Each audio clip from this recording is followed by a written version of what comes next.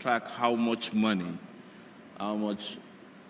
is spent in sending children of the rich at the expense of the poor to school, you discover that an average son of a politically connected or a politically exposed person going to a school in the UK is spending over maybe £200,000 a year, the big schools. And if you break that down to Naira, it could almost build a building, a structure that has over 6 classrooms that is of the highest standard. They are stealing it from you.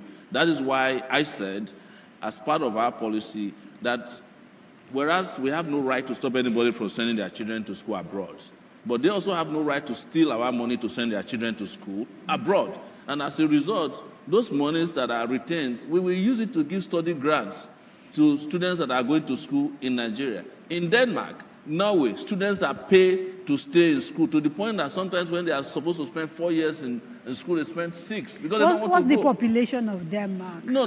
Stop talking about the population. The population of Nigeria is big. The problem is the population of the thieves, which is not big, but they are taking the biggest of our resources.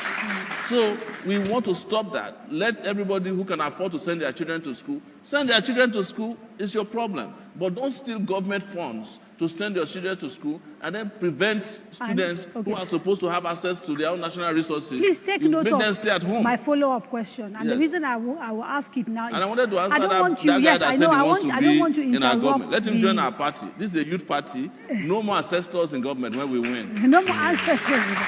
Yeah. There are a few more questions I need you to deal with. And when you are done with them, perhaps come back and talk about how you deal with corruption, since you were talking about how to deal with the money. Okay, so somebody asked... what your, whether you remove subsidy. Oh, subsidy. Yes. I think we should stop calling it subsidy. Okay. That's maybe it will make it easier. That particular name has been demonized. The subsidy they say we have in Nigeria is a subsidy of the oligarchs, the people who are importing petrol alone. When you take crude out of Nigeria, crude, after the state has a capacity to get a lot of products, including your hair shampoo. We take our own crude out, we go with a whole crude. When we are coming back with just gallons of petrol, kerosene, jet A1, and that's all. And we see petrol at nose. Our solution is to repair our refineries. And before you shout, oh, Shawara has come again, you are helping one man in Lagos to finish his refinery. But this government has already said that subsidy is going out in June, so presumably you don't disagree. I'm not taking, what I'm saying is that whatever the poor people of this country can enjoy from government, the only thing they enjoy, we'll keep it. But we will not allow the oligarchs to add their own bill on top of it. Let me tell you, kerosene is not subsidized. Yes. How is it that it's not giving us any palliative? Diesel is not subsidized. Why is it that we are not getting anything in return for unsubsidized diesel? So they just criminalize and demonize subsidy as if you can't support your citizens. So you I'm not from Nigeria. Let me just put this in. I'm not a U.S. citizen, guys. Hear this out. While COVID was going on, the U.S. government sent me 3 checks. I was in detention. They were sending me money. I'm not even their citizen. Is that not subsidizing your citizenry? Our own leaders, they were hiding palliatives. No, it's true. From the people, until the people went and liberated the palliatives in Jos. Did you not hear that?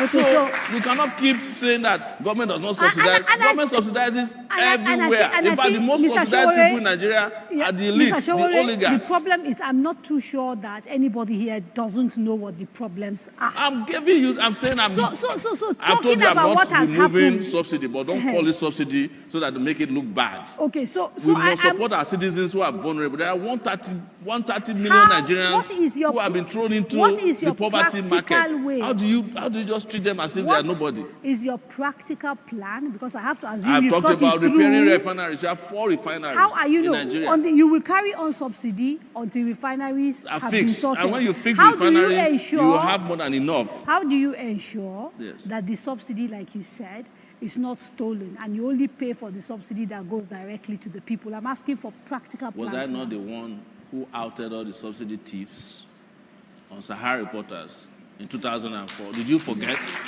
I know them individually. By the time I come to government, they know that they're out of business. Because I know them. I know all the people who are in charge of stealing subsidy money in Nigeria. I'm not saying this to brag. I know them, they know me. I know what each one of them is stealing. I know people who were importing water into Nigeria under Jonathan, who called it petrol. Okay. Did it not happen? Okay. That they were prosecuted, they were arrested, but they were never prosecuted till today.